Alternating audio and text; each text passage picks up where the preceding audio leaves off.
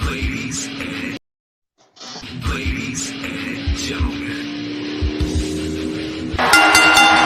Woo! I'm your #1 fan. You're gonna need a bigger boat. Yeah! Are you ready? My calculations are correct. When this baby hits 88 miles per hour, you're gonna see some serious shit. Life moves pretty fast. You don't stop and look around once in a while, you could miss it. Happy 4th of July, everybody. It's the Big Alboski. It is Professor Keith. We are anxiously awaiting Rudy Boy Gonzalez, live from Texas, Texas Wrestling Academy, down there in San Antonio. Hopefully he remembered. I have not heard from him all day. I sent him the link as usual at 5:45, and I did not hear a response. So we'll see what happens. But, Keith and I are always ones to, talk about wrestling. Keith, I popped up that we lost the Patriot Del Wilkes up there. Rest in peace. I again, as we always say here, our prayers go out to the family of Del Wilkes. I remember him vividly. I remember him coming out to if people, some of the people watching might know Kurt Angle's music, that dun, dun, dun, dun, dun, dun, dun, dun, dun. And that wasn't initially for him, and that wasn't initially for somebody else also, but like that music is what Del Wilkes would come out to. And he was, obviously, like the name Patriot with the mask, he was a patriotic USA face. If anybody doesn't know, you can go back on many. He was on episodes of Raw. He was on back in the day. He was on different. He was there. I think he was, his mainstay in WWE was maybe 2-3 years tops. If that. He got hurt, and that was kind of the issue. He got hurt, and he was also somebody that, Vince McMahon and Kevin Dunn. Fuck you, Kevin Dunn. Your buddy. And then we also so that screwed him up. Between the injury and between the top people were not big fans of what he could bring to the table, which is a shame, because at the time he came in, Austin was just starting to get hot. Brett was leaving, but was still very firmly in the Canada thing, the U.S. Canada thing. So, I mean, I think that's a guy they hugely missed the boat on. Right. And then we also, the wrestling universe, lost a longtime famed referee. What was his name? McMurray? Mac McMurray. Mac McMurray. Can you tell us a little bit about him and what you read or what you saw? A mainstay of the Fullers, Knoxville territory, so that was Southwest Championship Wrestling. He refereed there. Yeah, he refereed there. He was one of the mainstays in the office. Great guy. If Rudy makes it on, I'm sure maybe Rudy might have run across him at some point in his career, may know more about him. But again, I mean, also the Patriot had great runs beyond WWE. If you sum his career up to WWE, you're really missing out. He started out in Global, the GWF, which, most famously gave us Harlem Heat. He was very successful there as the state trooper, Del Wilkes. Right. He had good feuds when he developed the Patriot character, which gave him a gimmick that he could take everywhere. He had very successful tours of Japan. WCW pre-Hogan, he worked there for about, I want to say 2 to 3 years, because I started watching WCW in, I think, late 93, early 94. So I did watch it before Hogan was there, not terribly long before Hogan was there. Right. And he had great matches, a good little feud with William Regal for the television title, when Regal had kind of a stranglehold on that. I thought a very good tag team with Marcus Bagwell, Stars and Stripes. Stars and Stripes, right? Despite the fact that it was Bagwell, it was a really good team. I vaguely remember them too. Yeah, I mean, it's just a guy that he looked like $1 million. The gimmick worked, especially because, the mask was distinctive. There were not a lot of mask guys around. The patriotic gimmicks always get over and always work to some degree.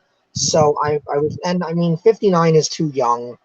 Massive heart attack is what I'm being told, and it's just a shame because that's a guy that I feel like is not going to be remembered to a great degree by a lot of younger fans, and Right. it's a real shame because I think he should be remembered more widely than I think he will be. Well said, man. Yeah, well said. So yes, we our thoughts and prayers go out to the families of both McMurray and Del Wilkes. And so as we move on today, and we're awaiting the arrival of Rudy Gonzalez. I want to remind everybody who hasn't already, and why haven't you? Uh, go to Legends of Hamburg .com for that Legends of Hamburg Professional Wrestling Fan Fest, which is Saturday, July 24th. Get your tickets and info at www.legendsofhamburg.com, and you'll get the lineup too. Even if you don't want to buy tickets, general admissions $15. You can get general admissions $15, $20 get you general admission to the Fan Fest, so you can walk around, look around, come see us at our table. Keith and I will have our own around the turnbuckle table as well. Also, you get for that $20, which is $5 extra, you get general admission to the Outbreak Wrestling event at 6 p.m. after the Fan Fest. So if you're a fan of wrestling, I mean, I've been to Comic Cons and I've been a wrestling fan a lot longer or than I've been a comic fan. So I mean, I enjoyed myself. I had a great times anytime I gone to Comic Cons.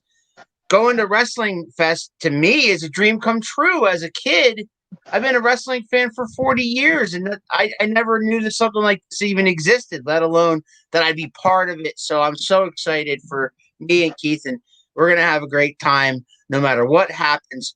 Go to legendsofhamburg.com and check out the lineup. It is a list a mile long. ECW originals are there. The Nasty Boys have been added, Keith.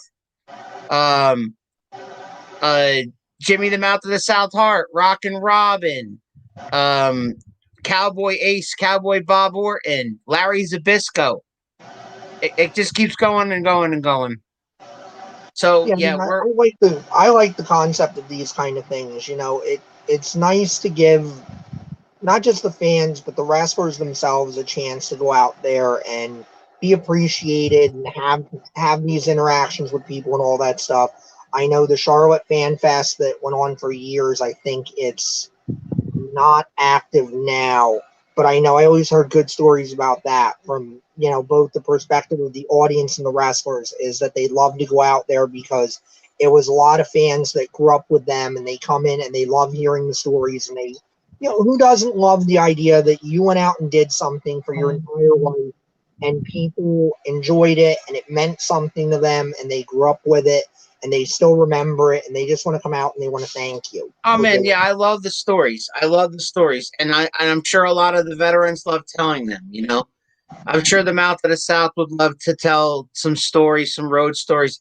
Cowboy Bob Orton will probably have 1,000,001 stories. The Disco especially will have 1,000,001 stories. If you're just joining us and you're looking for Rudy Boy Gonzalez, he is scheduled. He did not cancel. He is supposed to be here. So we will await his arrival. In the meantime, Keith and I always love talking to each other about wrestling. So just sit back, relax if you're waiting for Rudy, and chime in live. You got a question, you got something to ask us, or if you have a random say hello or whatever, go right ahead and do that. We got as soon as I say that, Charles Alford. Hello, gentlemen. Hello, Charles. Happy Independence Day to you and your family, and I hope everybody's having a good time and safe time out there with the fireworks and the whatever you do for your holiday celebration. And a lot of people have off tomorrow, Keith. I'm not one of them. I'm sure you're not either. Nope, I gotta go right back tomorrow. Just because the 4th falls on a Sunday. But yeah, we had yesterday on Around the Turnbuckle, we had an amazing interview with Brickhouse, his best to date. And man, we really lit the fire. Likewise, thank you very much. And we really lit the fire under that whole feud going on between him and Roadblock. And man, I really loved what I was hearing out of the mouth of Brickhouse yesterday, Keith. Yeah, it's probably to a point where we might have to approach Roadblock at some point and give him like some kind of equal time. Oh, I wish. I would love that.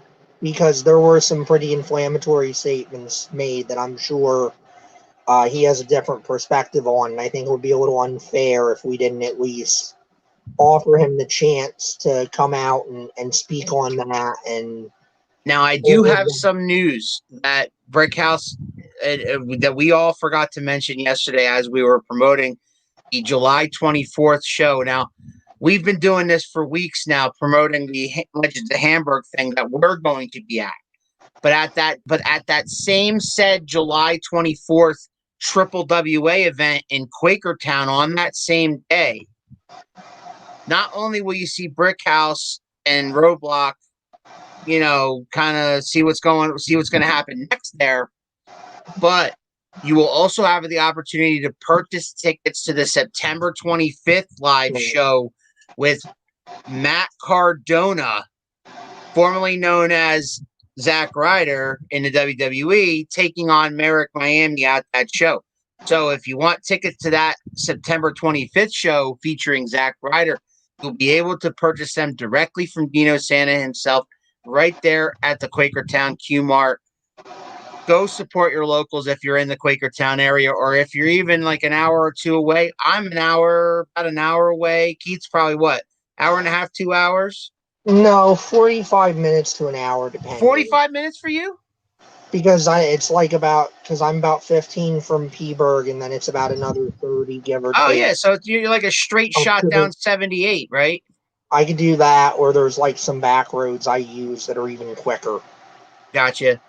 All right, Dan. So, in the world of wrestling, and we when it comes to you and I talking wrestling, we usually go old school, right? Because everything that's happening new, we're not completely up to date on. We don't watch live wrestling every single week, every Monday or every Friday. So it's pointless for us to talk about what's going on right now in WWE or AEW while we're waiting for Rudy Gonzalez. Fair, I have been reading up on a couple of issues that are kind of hot news right now. Well, I read up a little bit more on what's going on with Zelina Vega. Okay. And maybe somebody can explain to me in the course of this what the obsession with Aleister Black is. And I'm not pissing on Aleister Black. He's great. He is great. But you and I know people that are acting like this guy is the second coming of Hulk Hogan or something. And I'm sorry, I don't get it. I don't understand it. Maybe somebody can explain it to me. But Zelina Vega is back in WWE, as people know. From what I read today, this was something that was an ongoing conversation. There were forces within the company that felt like there should have been more discussion. She should not have been released. They should have tried to keep her in the tent and, work through the issues. And that's what it appears has happened. The deal was put in front of her. She decided to sign it and walk through the door. Right.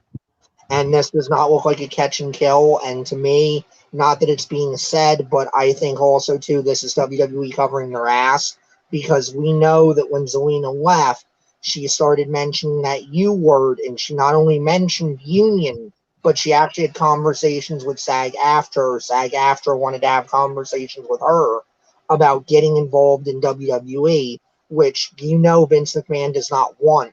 So I'm sure in no small part, the idea here was get her back in the tent, get her away from wanting to have those conversations or feeling like she needs to have and pursue those conversations to cover their own ass. I know some of the people we know think they got her back as, Aleister Black is then going to slip back in the door with her. That is not what I'm hearing right now. Yes, there are factions within the company that I'm hearing that are saying the same thing about him. Gee, we really probably should not have done that. But there's not that same level, it feels like, of let's get him back now, nor does it seem like from his end that there's a big, push to do that. And I don't blame him, because at this point, when you think about it, you may not love everything that's going on currently, but if you're a wrestler, you're in a pretty decent situation right now, because you have AEW where you can go make a living. You have MLW where you can go make a living. And you have a few other indie promotions, large and small, that you can start stitching together. You can do tours of Japan. There is a lot of companies in a good position right now. Onita just reopened a new version of FMW, I believe today or yesterday. So you've got a lot of options out there now. If you're saying, I want to make money and I want to be a full-time wrestler, but I maybe don't want to go deal with the WWE umbrella and the potential headaches of the WWE umbrella. So if you have a bad experience with them, and again, I don't know Aleister Black personally, but just looking at the way he was used and some of the stuff that was said and that he said about Such a wasted talent, man, in my opinion. Frustration and unhappiness. Why would you need to go back if you have the opportunity? Yeah, what are you gonna do? Reinvent him? I mean, I'm not saying he'd be wrong if he did. If he wants to go back, more power to you, man. But I just feel like it's an extremely myopic view at this point to say I have to go to WWE. If I don't go to WWE, I'm a failure, or I can't make money, or whatever. It's asinine. He would be huge anywhere else. Anywhere else he goes, he'd be huge. Yeah. So I just don't see the need for someone. This is a question that's near and dear to your heart, man. Instead of every match having a dive spot, why not go old school and be a heel and tease the dive? And then don't give it to him. I agree, Charles. Look, I've said this to a couple of guys as recently as I think we talked about this with Tony on Tuesday. But Tony on Tuesday, yep. Is that the dive spot is overused. It's valid. You can do dives if you want to do dives. But my concern is if everybody does a dive, nobody does a dive. And because the dives are so dangerous and they're so potentially career ending, if it gets to the point where it's a spot that people are just, I don't want to say not going to respond to, because I think people are always going to respond because they inherently understand, holy shit, he just tried to cripple himself. But it's not going to be a response of, oh my God, if everyone does it. It's going to become like when you see a good chain wrestling sequence or something that goes into a standoff, and we're all like golf clapping, right? We're golf clapping like this because we appreciate it. That's where the dive's going to get to. And a chain wrestling sequence that ends in a standoff, you're not necessarily going to end your career doing that unless you're kind of bad at what you do. But a dive, if you are a few inches or so off, you can potentially break your neck. You can break something on somebody else. And if it's going to get to the point where that's a golf clap, that's not good. And I think that's where I say the guys that don't do it and the guys that go back to mat wrestling and the fundamentals and all that stuff, they're going to wind up being more interesting to the audience, I think, because they're going to be the ones that are doing something new. And they're going to have the longer careers because they're not. You got to know your audience. It's not for kids anymore. Kids get into it. You take kids to the indie shows, they get more into that than putting on a WWE TV show. They do, because the WWE is too cartoonish, I think. The guys are too outlandish. They're too remote. Yes, they want to go to WWE shows to see it, but I feel like they have the impression, because of what we do and because of the access that they get when they go to shows with us, like, oh, we're going to do that with WWE. And it's like, no, you're not. I don't know those people.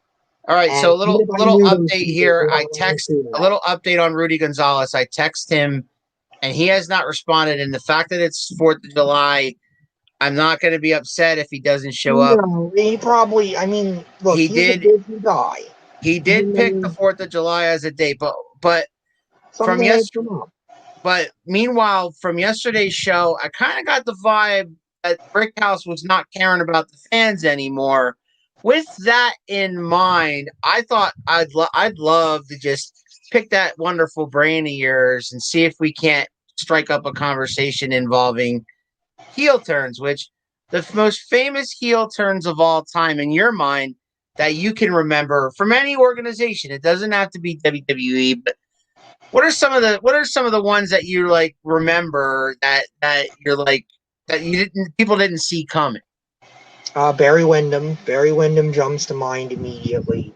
And why Barry Windham was so effective is when they revealed all the steps of why Barry did it, because it came out of nowhere when you first saw it.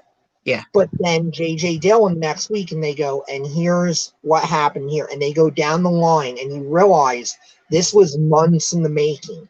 Everything adds up to the point that when they get to the end of explaining it, you go, of course Barry turned. Right. Not that you're a fan of him at that point, unless you're a fan of heels, but you understand why he turned, and it makes him a bigger scumbag because it's like, wait, you did all this stuff, and you had actually turned before you turned, and you were doing things to help the Horsemen even before the final piece that we saw. Like, what an asshole you are! Right. Shawn Michaels and Marty Jannetty, obviously putting them through the barbershop window. That's Alan's favorite right there. And that still has what is it called? The Mandela effect. Because people remember it as Shawn super kicking him through the window, which Shawn didn't. Shawn super picked him up, and then tossed him through the window. But everybody remembers it as the super kick. And what I remember most about that was not that entire thing. What I remember most about that incident was what Bobby the Brain Heenan's commentary was during said incident. If you go back and watch it, and I beg you to, you hear Bobby the Brain Heenan distinctively say, Marty Jannetty was trying to jump out the window to escape.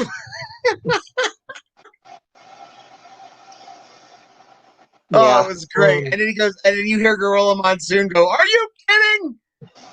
What a despicable display. All right, so then, of course, everybody thinks of Hogan at Bash at the Beach. Hogan turns to the NWO. Bash at the Beach. 96?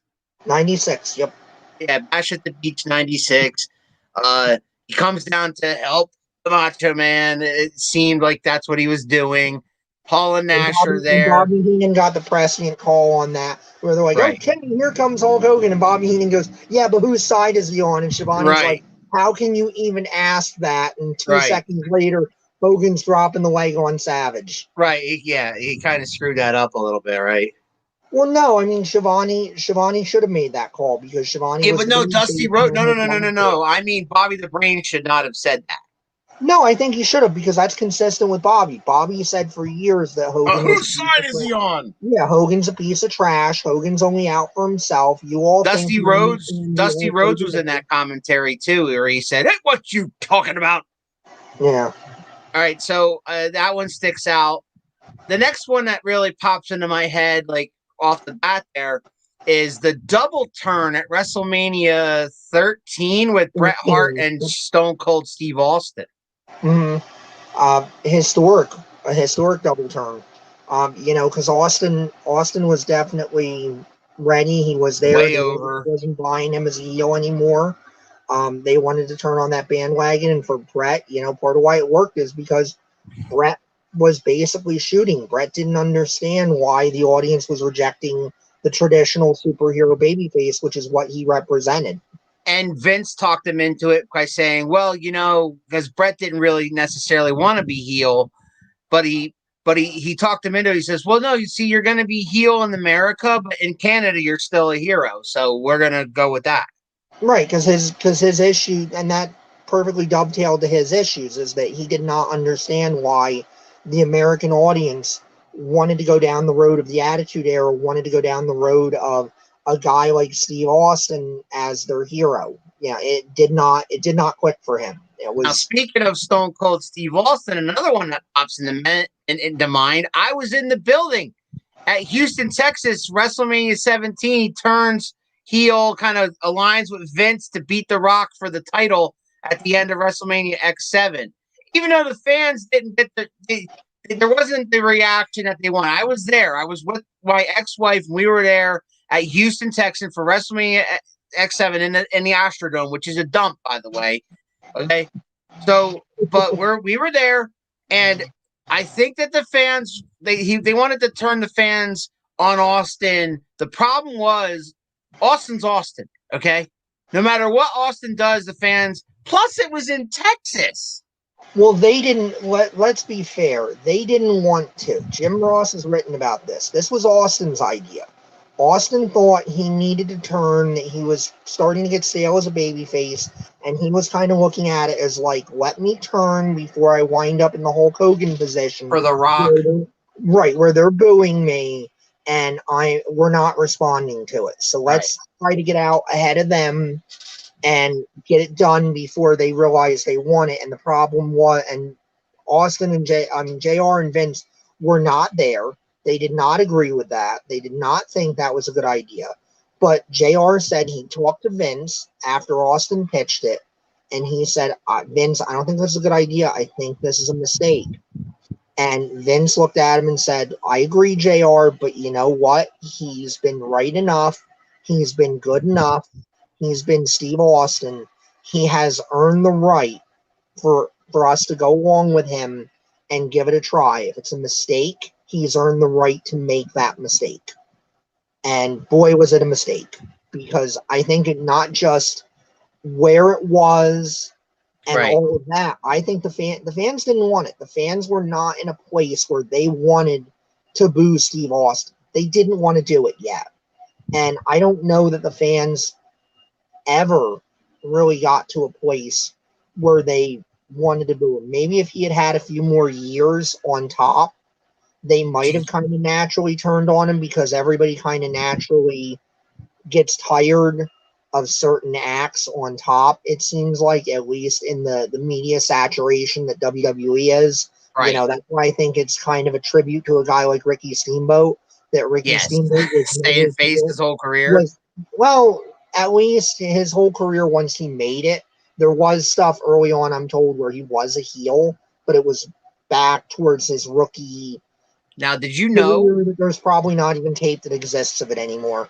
Did you know? Now, I know this is before your time, but did you know that wasn't the first, that Bret Hart Stone Cold wasn't the first double turn on a WWE pay-per-view? I think I vaguely recall this. The answer to that question is the Survivor Series 1988, and it was Demolition turning face and Powers of Pain turning heel. Right, because Fuji Demolition to go with Powers of Pain. Yeah, I've seen it. Because they brought in the Powers of Pain to be faces, and they weren't going over. Well, that's because they weren't that good. And people were and people were behind Demolition even as heels. So they had this idea where Fuji would kind of try to. Well, because I mean, you look at the two teams, and it's like, oh yeah, Barry Darso, and fucking, come on, they're Bill Eadie, they're going to, they're great workers. They were awesome. They've always been great workers. They were great workers independent of each other. And they weren't meant to be what they ended up becoming. No. Yeah, I mean, that was like, okay, let's get some of that Road Warrior money with a knockoff. And I would argue that Demolition, yes, they started as a knockoff, but I think they became something in their own right that is, if not as fondly remembered for most fans as the Road Warriors, it's close. Like, it started as a knockoff, but I feel like Demolition they created their own role, and that's a testament to Eadie and Darso because, again, they were so good. Anywhere they went, they both had great careers. They both had memorable stints with different gimmicks. Bill Eadie was, I think one of the masked assassins for a while. He wrestled under a hood as an assassin. I think there was one other one. It wasn't a Mr. Wrestling, but it was something like that. Right. And you had, Barry Darso wrestled as Crusher Khrushchev for the Crockett's, and just all over the place, anything you asked him to do, they were both just really good, solid mid-card guys. So you put them together as a team, and the look of Demolition was great. It was different. It was supposed to be their answer to the Road Warriors, and it ended up getting over with the fans and becoming and being 3-time tag team champions. And back then, people that the titles weren't tossed back and forth on every other Raw. So, and they actually gave a crap about the tag team titles. And right. I mean, there was a lot of great tag teams at the time, and so they just kind of just started beating people up. Did you see that garbage list that WWE put out of the greatest tag teams of all time? Yeah, terrible. I mean, look, I love the Hart Foundation. I'm not sure I would even put the Hart Foundation as high as they did. Right. You know, I think Demolition should have been much higher. Oh, yeah. New Day is a great team. I think you could make an argument that they're top 10 for WWE, but number one, nah, I don't see it. I agree 100%. Nothing against New Day, but come on, man. No, and I get they should be top 10 because they're one of those teams that has transcended, you know, the label of tag team wrestling. Which right, I think and the Hardys did it. But the competition back then with the Bulldogs and the Hart Foundations and the Rougeau brothers and the Demolition and Strike Force and then you go to WCW and all those great tag teams. Well, they apparently made those lists separate. They weren't right. trying to go for the best teams ever. They made things separate. I'm just saying that having New Day, and I get it because New Day's been what 12-time champs or whatever the hell they've been at this point. Number like that. I mean, you know, I even consider the Usos like the Usos are a great team, and they've also been like 10-time champions or something like that. But I mean, you know, well, part of why that happens too is because there's no focus and there's no give a shit on the division. So it's just like titles got to go somewhere. Titles got to go to somebody. These guys are selling T-shirts. Just give it to them. The thing is, to me, this is my opinion. The championship amounts when you're ranking teams or individuals in wrestling doesn't hold water for me like it does in sports. No, because like you could argue that Brady's the greatest quarterback of all time because he has 6 titles. You can make that argument. But in wrestling, you can't say that John Cena is the greatest of all time because he has 16 championships. No, because again, you're scripted to win or lose those things. You can use, I think, championships as a measure of success to a degree. You can do it because it does especially in the indies. Right, because it does show that the promoter is behind you, they believe in you, and they're willing to make you a centerpiece guy. So I do think from that perspective, you can look at winning a title and how many times you won a title as an accomplishment. Like Harley Race, you can use Harley Race's NWA titles as an accomplishment in part because Hi Anthony. In part because Harley didn't have to impress one promoter to get that. Harley had to impress everybody across the country, every major promoter that was on the NWA board that voted for such things, and they kept coming back to Harley Race and saying Harley Race is a guy we believe in. And also if Harley was alive and at that particular point, and even probably towards the end of his life, Harley could kill me. Harley could kill me if he wanted to. He was legitimately I believe it. Badass man. They say that about Meng. Oh yeah, Meng's ripped body parts. Right. But let's get back to this real quick. Another one that pops out to me, famous heel turns of all time, is of course the Macho Man Randy Savage and the Mega Powers. Near and dear to my heart, turning on Hogan, back in the dressing room. So I mean that's another famous heel. I'm saying famous heel turns that people think about. That was another one that pops into my head. I know that the Undertaker has gone back and forth many times. So I don't know about many. I mean, when you think about it, the Big Show. My next name was the Big Show. The Big Show is the worst. The Big Show got to the point where it was just whatever, dude. That's a case for you cannot turn people too many times.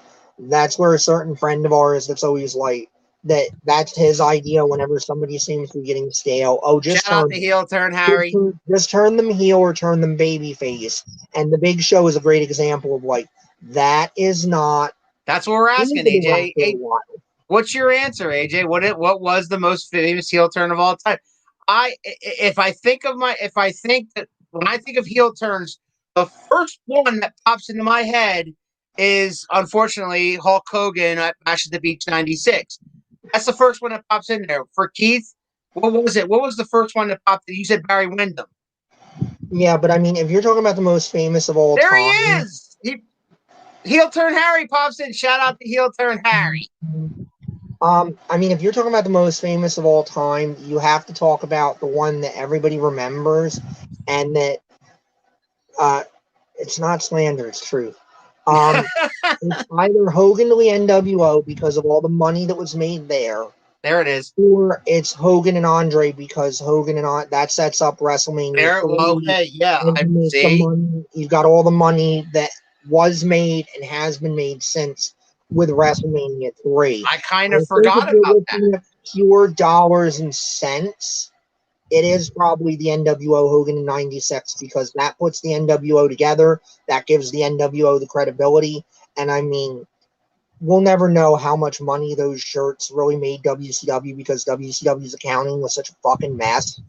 But They're I would still say selling NWO shirts. and that's what I'm saying. It's still being sold through WWE. So I mean, if you Right. added everything up, you've probably sold close to $1 billion in Unbelievable. NWO merchandise, just NWO merchandise.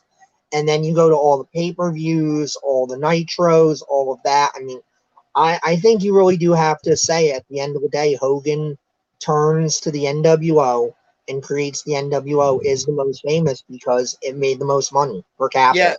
AJ, thanks for just joining us because we did mention the Shawn Michaels leaving the Rockers thing through the barbershop window.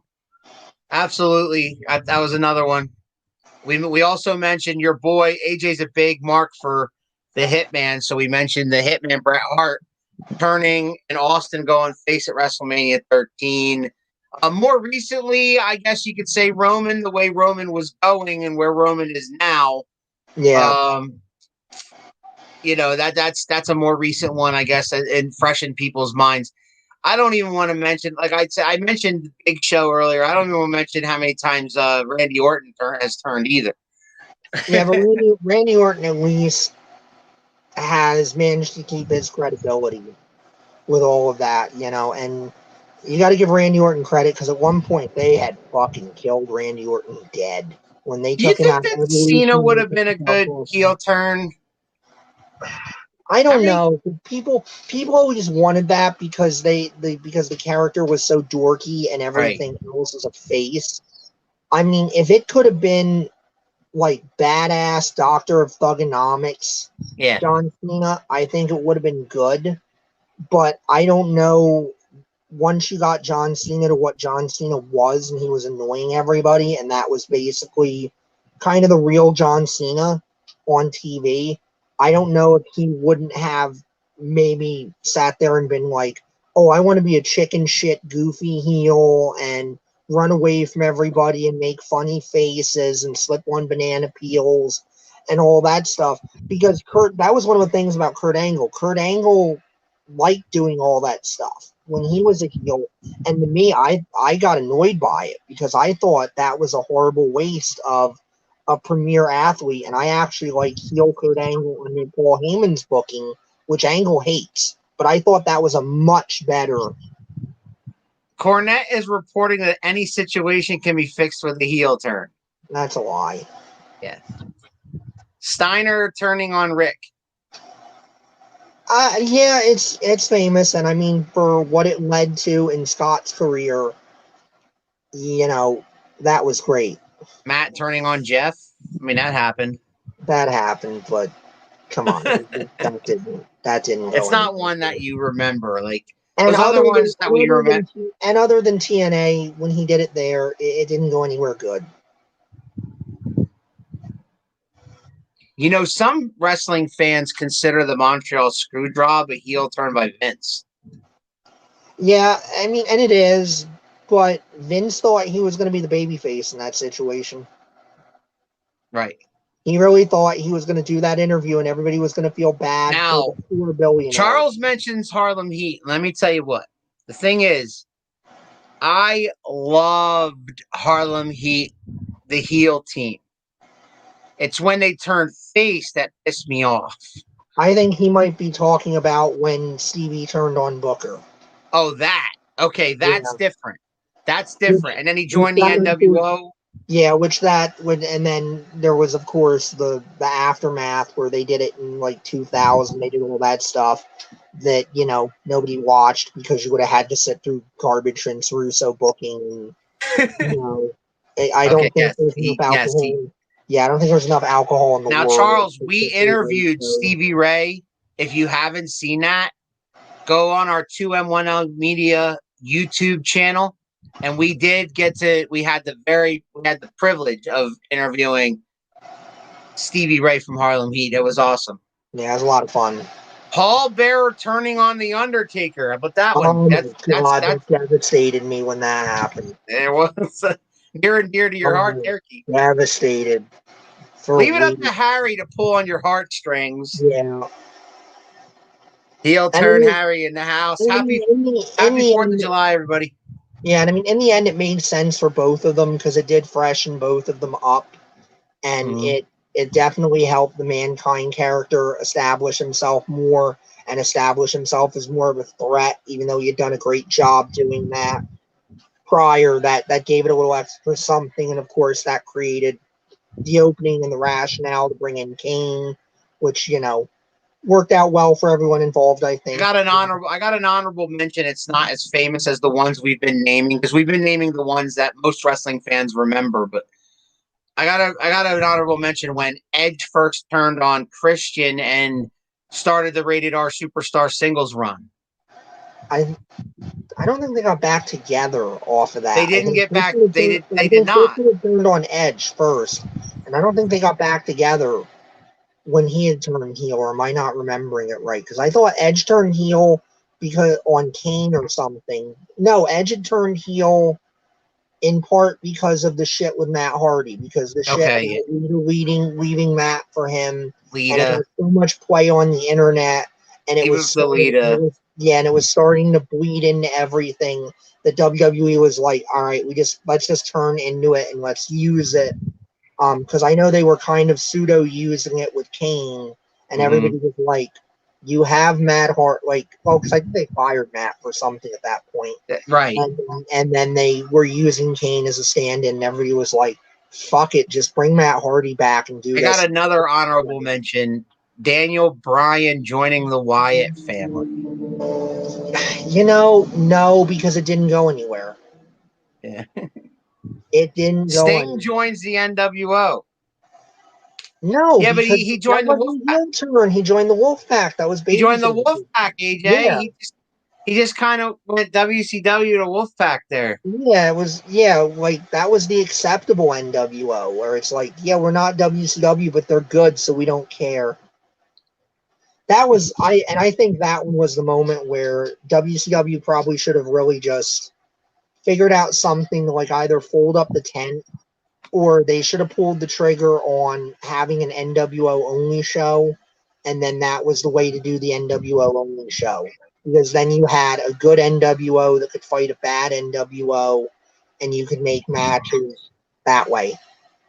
All right, so I got an update on Rudy Boy Gonzalez but before I mention that, let me mention this banner right here, which is the next live Triple WA show in Quakertown is July 24th. At the Qmar, go check it out. And at that show, you'll see what's going to happen next between Roadblock and Brick House.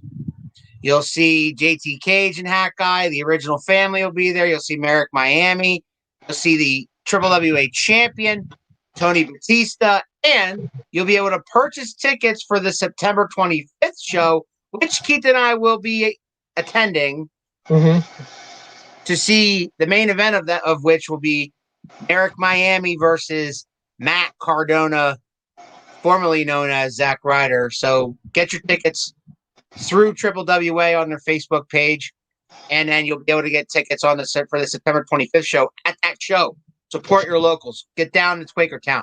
Also, at the bottom of the screen, the Legends of Hamburg Professional Wrestling Fan Fest, Saturday, July 24th. That same day, Keith and I will be there at the Hamburg Field House. We'll have an Around the Turnbuckle table. We'll be doing live interviews live right there. And you'll be able to come purchase some Around the Turnbuckle merchandise. And Keith and I hopefully will be able to meet some of our legends, some of our heroes from yesteryear. A lot of ECW guys will be there, Keith. Referee Bill Alfonso among them has issued a shall we say, welcome. Come find me. I To me- am me and you. excited about that. All the nasty stuff I used to say about his television character. I was young. Bill. I didn't know, but I've gone back since as I've gotten older. And Oh, the him, other. You mean the bad sting? There was a oh, yeah, bad sting in it. Okay, him. just proof that everything, like we Is always Prince say, Shango wrestling at this thing? The answer to that is yes, and not only yes, but Prince Shango will also appear for a while at our Around the Turnbuckle table. Doesn't he not want us to use his slave name anymore? Doesn't he not want us to use that name? Well, some people know him as that. I think more people know him as that versus Solomon, I know, whatever but you want to call him. He's but wrestling at that event as himself, as basically as Adrian Starr. his alter ego of Adrian Starr. Right. I mean, he's kind of like Mick Foley, right? He's got these alter egos. I thought he had a twin brother. Yeah, it could be it. We could go there. Sure. So the update I was going to mention. I don't know if he wants us turning him into Mick Foley or he wants us to just, be like, yeah, his twin brother. Tell us what the twin name is supposed to be. Well, on Home Team Sports, I never know who I'm getting. And now he was putting Shango down as his name. Your name is under there, Professor Keith. Big Alboski's under me. On Home Team Sports, he's now putting just plain Adrian. Oh, okay.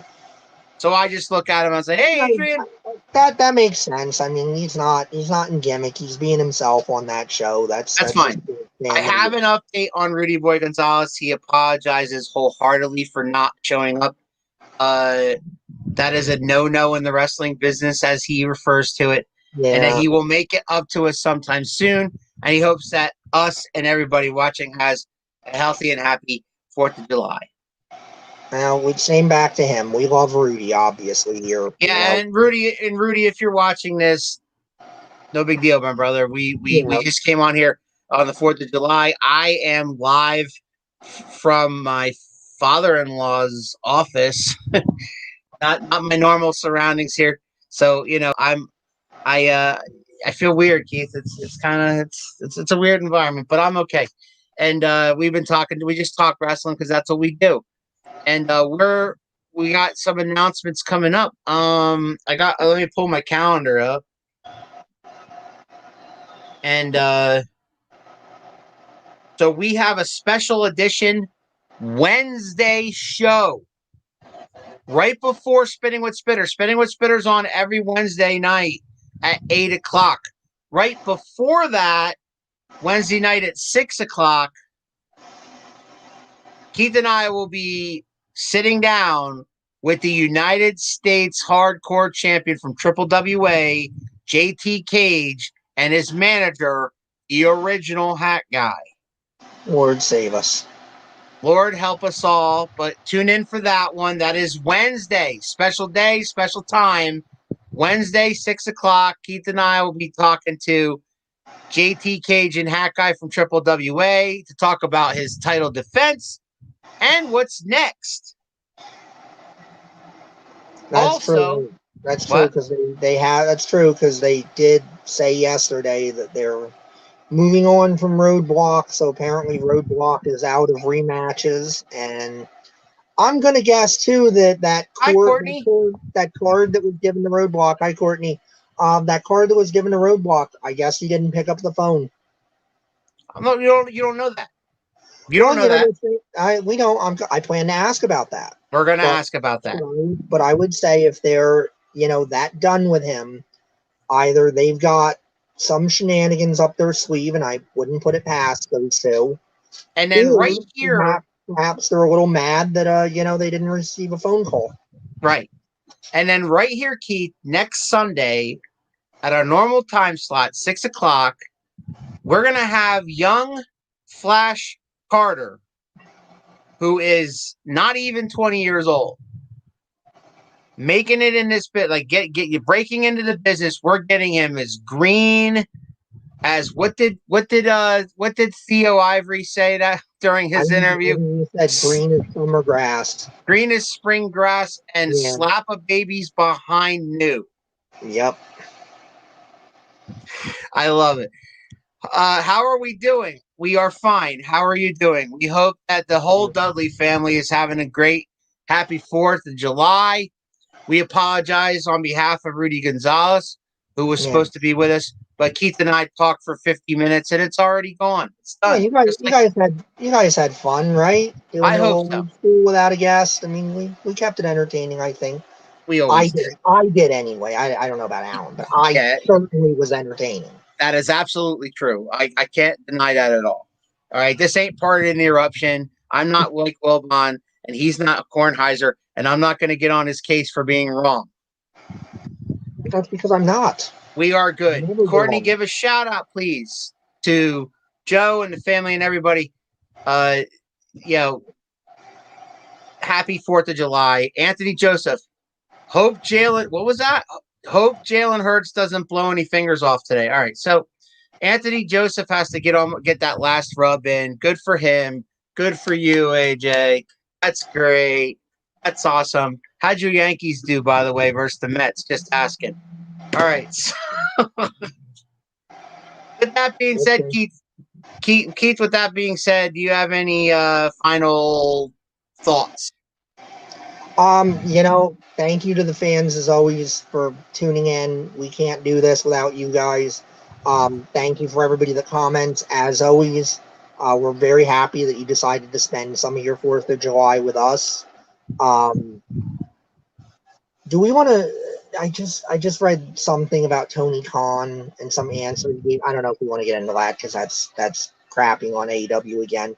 But Bully Ray, he was on Busted Open Radio, and Bully Ray was asking him about rules in AEW, and that he was initially making the mission statement that rules would matter. And when he was asked about the officiating and why things are not consistent, Tony Khan basically went off the rails and didn't answer him. I don't know if we want to talk about that at all very much, other than just, if you're gonna, I don't understand why it's so hard in public, and I say this as someone that's a manager in his job and has to make rules all the time about stuff.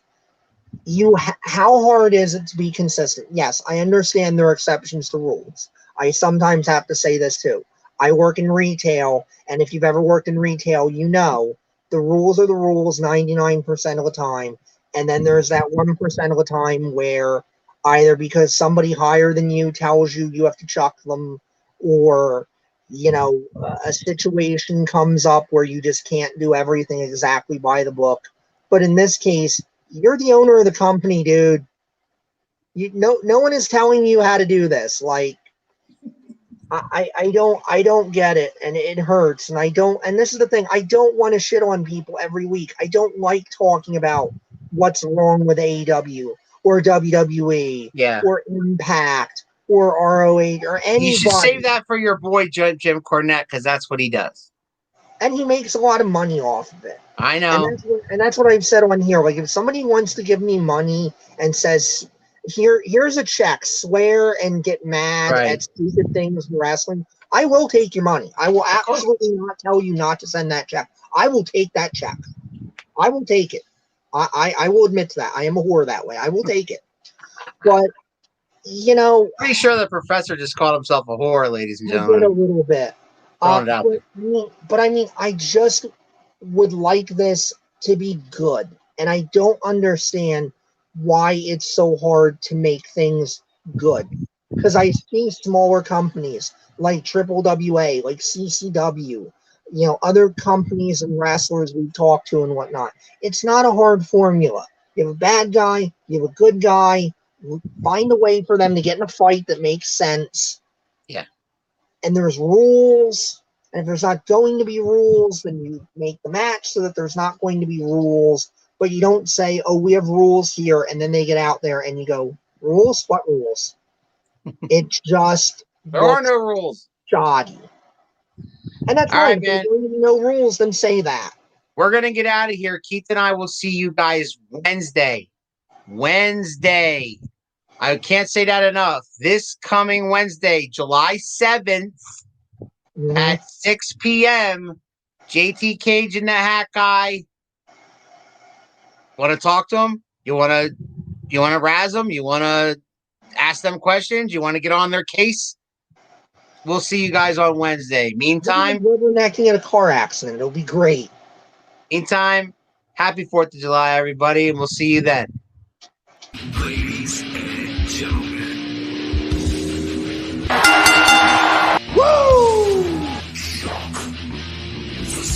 I'm your number one fan.